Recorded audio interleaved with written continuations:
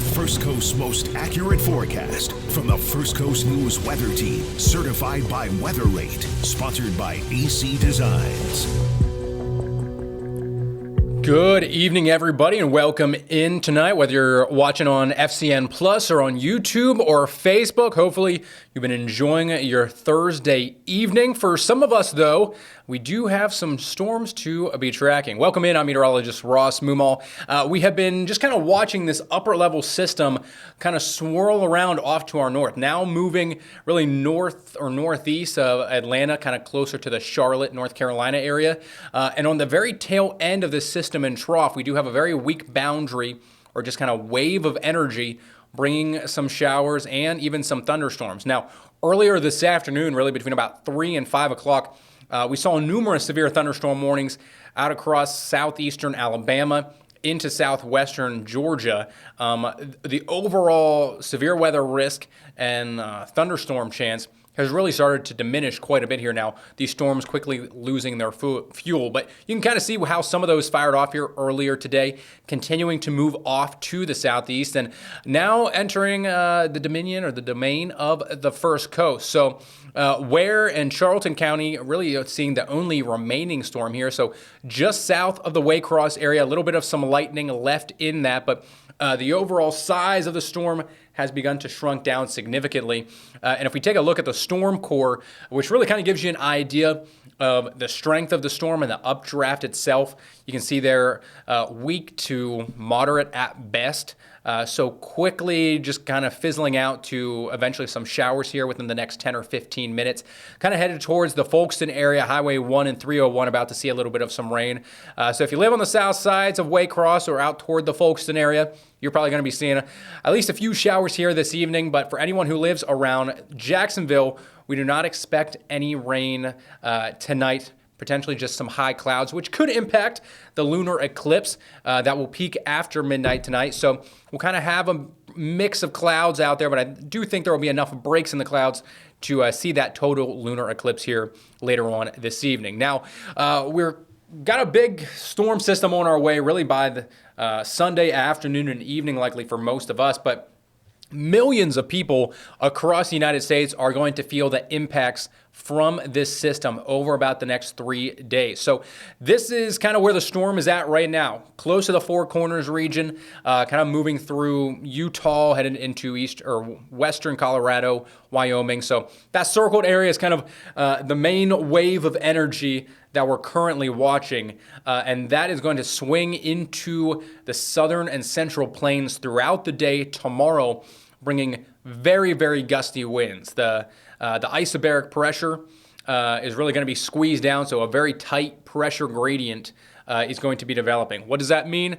Really just very, very high winds. So a multitude of fire weather watches and warnings and wind warnings and advisories there. So you can see red flag warnings from really the Rio Grande all the way up through Oklahoma, Kansas, and up to Sioux Falls, South Dakota.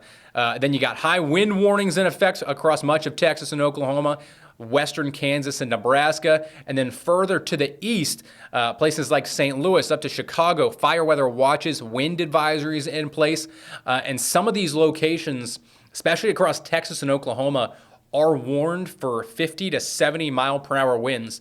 And that is non-severe thunderstorm winds. So this isn't from a storm or anything like that. The overall wind pattern, yes, is from the upper level storm, but they're not getting any thunderstorms in this specific location. This is really just the winds sweeping in behind what's going to be a very powerful cold front. So this is what one model is trying to depict. Wind gusts anywhere from 45 to 50 miles per hour, really from Lubbock, Texas, up to Amarillo, Oklahoma City, Wichita, even places like Springfield, Missouri, and Kansas City could see wind gusts closer to 40 to even 50 miles per hour. So a pretty rare event with regards to how strong some of these winds are going to be pumping out of the southwest throughout the day tomorrow and especially into tomorrow afternoon and evening. But it really just shows you the strength and the power behind this overall system.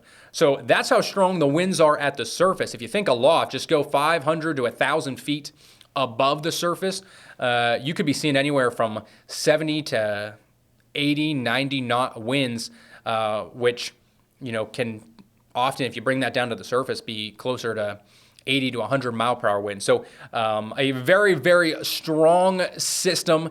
And unfortunately, when you combine those strong winds and that kind of wind pattern aloft with some heating, some warmer temperatures, and also a lot of low-level moisture, Gulf flow moisture feeding up really the Mississippi River Valley and into the Midwest, it creates pretty ripe conditions for severe weather and a potential severe weather outbreak. So from the Storm Prediction Center here, tomorrow's severe weather risk pretty much goes from, let's say, Oxford, Mississippi, up to Memphis, through St. Louis, and then into really the suburbs of Chicago, west of Milwaukee, Omaha, Nebraska, even included in that, Iowa City, Des Moines. So an enhanced to moderate risk. So that's a level 3 out of 5 or a level 4 out of 5, which is the moderate area. So you don't see too many moderate risks issued throughout the year. You might only get 5 or 6 days all year long that you have this level of a severe weather threat. So kind of just taking it a little bit more into detail here, the tornado risk is pretty substantial, a 10% coverage area there with the hatch lines, which is not what you want to see. So pretty much from St. Louis down through Paducah, Kentucky, Cape Girardeau, Memphis, Oxford, even Birmingham, Alabama, going to be very, very close to that line. So not only looking for some QLCS tornadoes, which those are typically just the tornadoes that are embedded within a squall line that can often be very brief, but still it's a tornado, so it can be quite damaging, bring some pretty strong winds. I do think the straight line wind threat is really going to be the substantial risk, and you can see that here, 45% area pretty much from the north sides of Memphis up through Paducah and through the St. Louis area. So that's really going to be the main concern. They have the potential to see wind gusts from this squall line of thunderstorms anywhere from 70 to 85 miles per hour.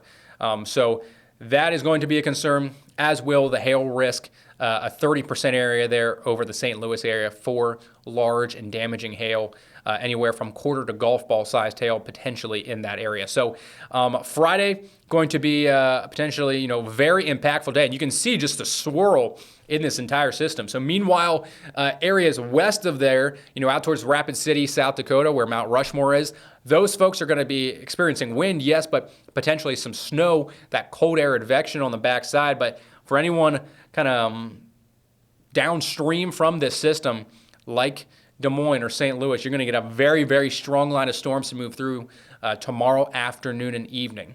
And why am I talking about this? Well, this same system is eventually going to reach the first coast by the end of the weekend. So we already have a severe weather risk. I'm going to break that down in much more detail here, but this could be a very impactful event across the entire country that will likely make national news, unfortunately, just because of some of the damage that is very, very possible and potentially likely here over the next 2 days. If you have any loved ones or friends and family who live across these areas, reach out to them, make sure, they know that there's some bad weather on the way and that, they have a safe place or a storm shelter or something like that to go to, because some of these storms are not going to be messing around. Whether, they live up in the Missouri area on Friday, where the worst of some of that severe weather is going to be, or on Saturday, which personally I believe this has a much better chance to see even more damage. And I don't feel good saying that, but very similar risk area, enhanced to moderate risk. So again, a moderate is a 4 out of 5 that goes from New Orleans up through Jackson, Mississippi, Birmingham, and Montgomery, Alabama, also included in that moderate risk. Nashville and Atlanta included in the enhanced risk. So this is a very large area that has the potential to see strong to severe thunderstorms. I think it is a very good possibility to even see a tornado outbreak in some of these locations. So I'm going to kind of break it down, some of the different things we look at as meteorologists to try to depict or decipher, what ingredients are on the table, where could some of the stronger storms be based off of some of the model data that we're picking up on. So this is the convective available potential energy. That's long-term form. We dub it as CAPE. That's really just to show you how unstable the air is. So how strong will some of those updrafts be? You have warming parcels of air rising aloft in the atmosphere in thunderstorm updrafts. So how much uplift will some of these storms have? So you can see the light blue and green, you have a decent amount of CAPE, some decent energy. That'll lead to some, heavy rain and storms. But really when you started to get into the yellows, those bright oranges, and even the reds then, that's when you're getting incredibly strong updrafts. So a lot of energy is rising very, very quickly. This is where storms can reach easily, 30 to 40,000 feet aloft in the atmosphere. And so you saw there Friday, primarily just a lot of, blues and greens. So that's why we're kind of expecting more of a wind threat for those folks up across Illinois and Missouri on Friday. Saturday, though, very warm, moist air at the surface getting pumped in across Louisiana, across Mississippi, and then even into Alabama. So very, very unstable air. You see the reds popping up pretty much from New Orleans up to Jackson. Extremely unstable air mass developing, which means that, there's just going to be a lot of energy available for these thunderstorms to tap into.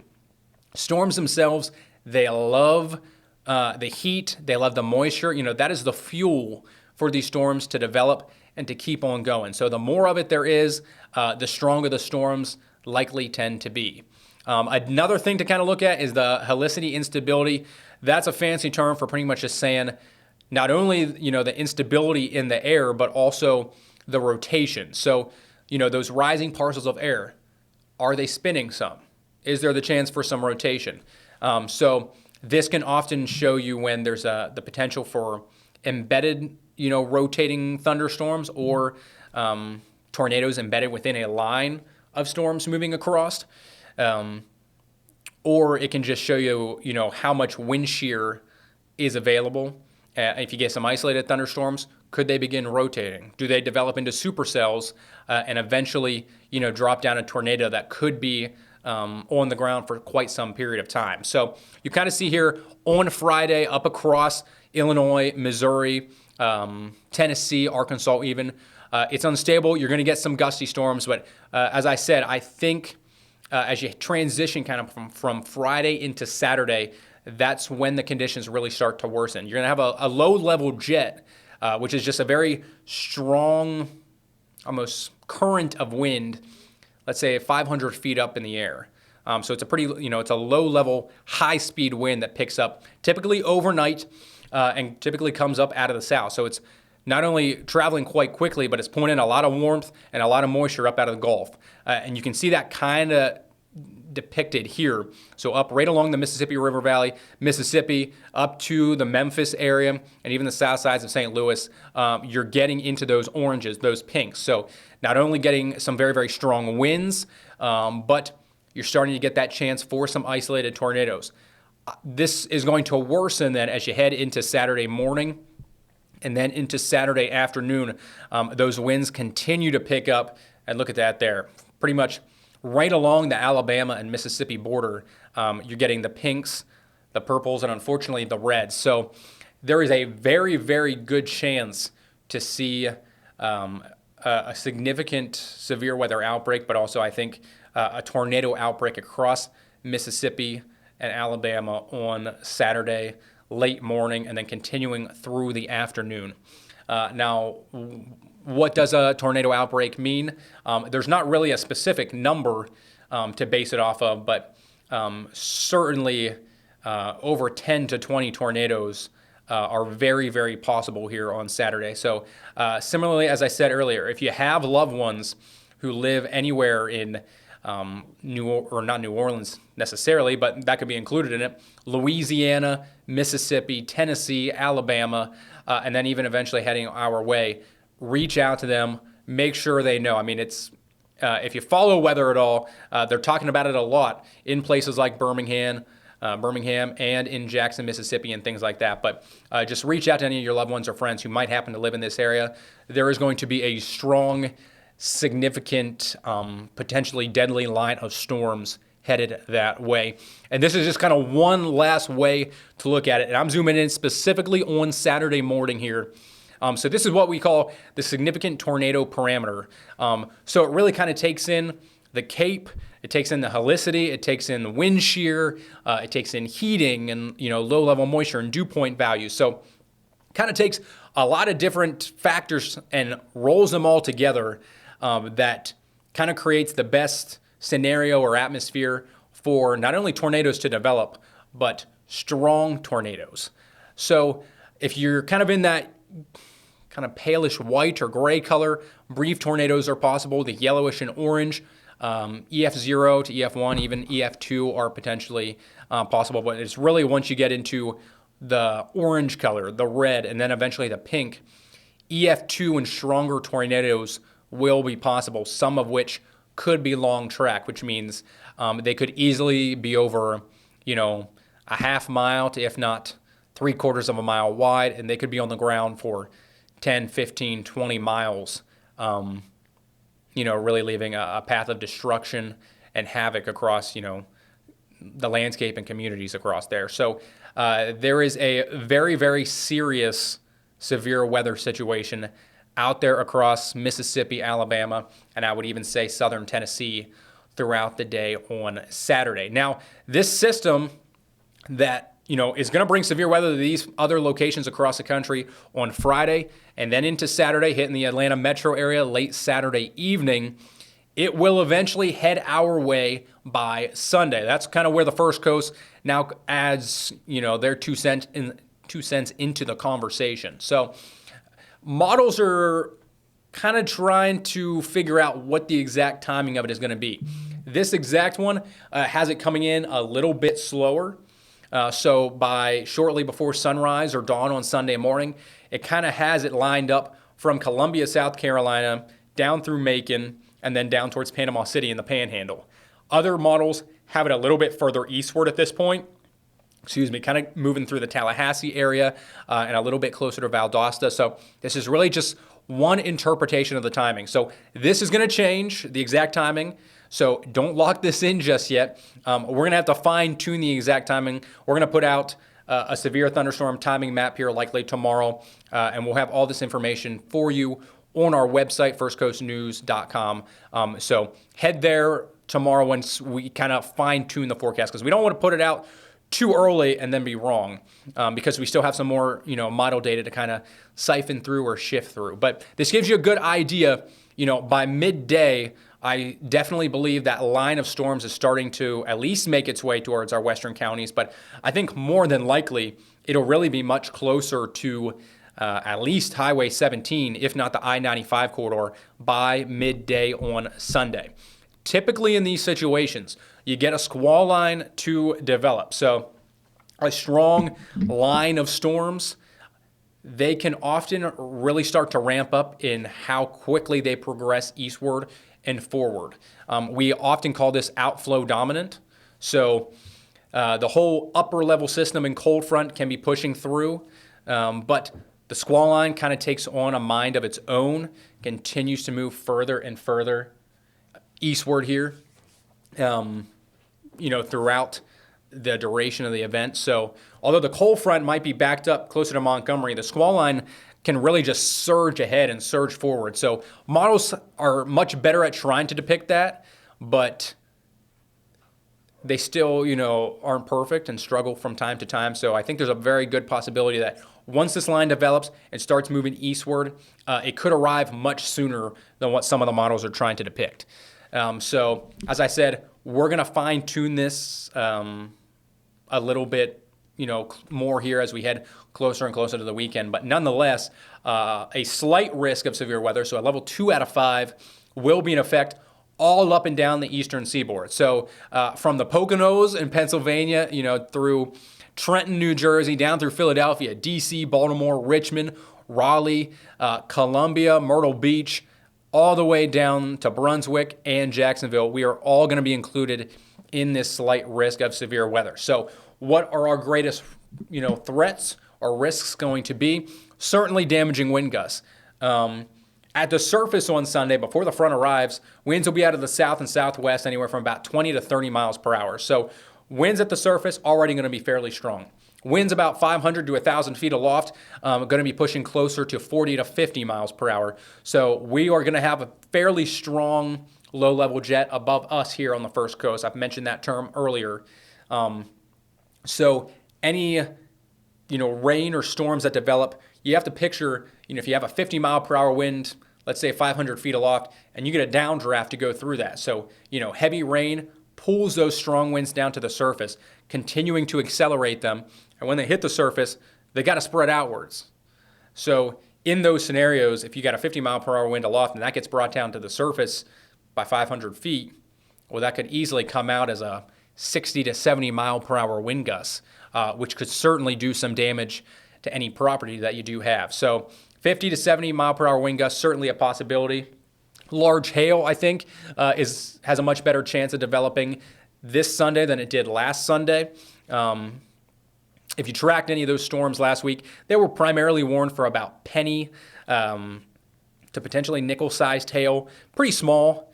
Hail is hail, but I came from Oklahoma, so where we were used to golf ball, baseball, softball-sized hail even. So my thoughts on hail might be a little bit skewed. But I do think we could at least see quarter-sized hail, which could do some damage to your property, to your car if you have it outside in some of these thunderstorms on Sunday. So hail will be a concern. And then, of course, the tornado risk.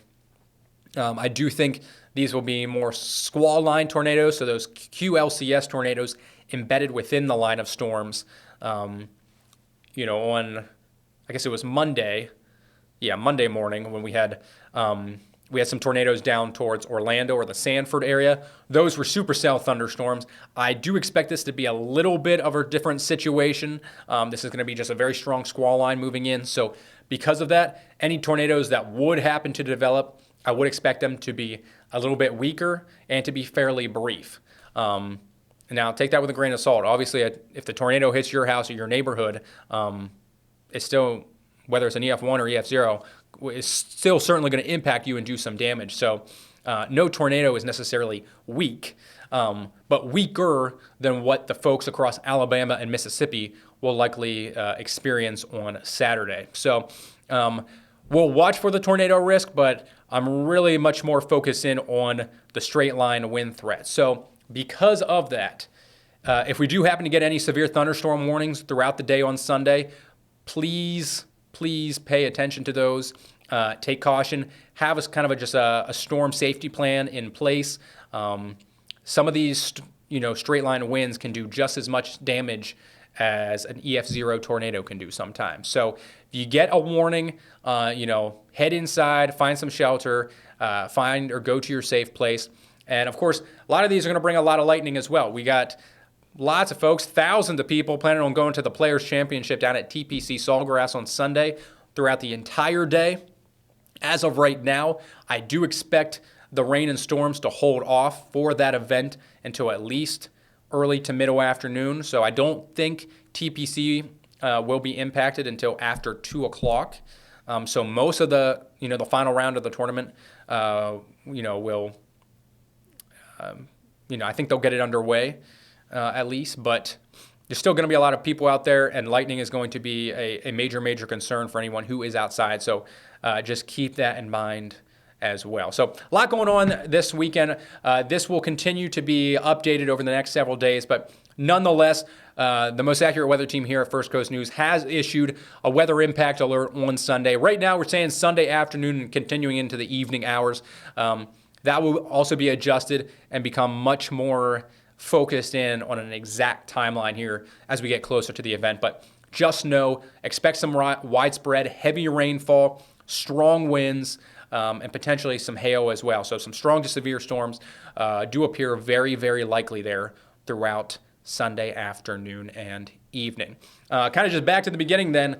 This is the latest on the radar headed into really Folkston right now. So we are still keeping a little bit of some lightning. Looks like Nassau County is getting just a little bit. Pretty small storms, so just know if you live in Nassau or northern Charlton County, even western Camden, you could be seeing at least some heavy rain, if not just a few rumbles of thunder here within about the next 10 to 15 minutes. But if you've been watching this whole stream from the start to now, these storms have continued to shrink. So I do think by the time they hit I-95, there'll pretty much just be some light rain left for folks out there. So besides that, should be a quiet evening after, I'd say, 9 p.m. for nearly all of us. We'll keep some of the clouds around, but as I said at the start, I think the clouds will begin to filter on out for the total lunar eclipse here overnight tonight. So as I always, I appreciate you guys tuning in.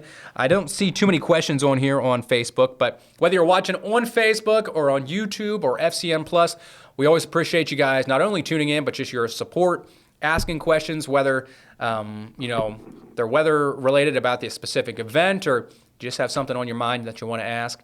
Always appreciate it. Always here for you guys.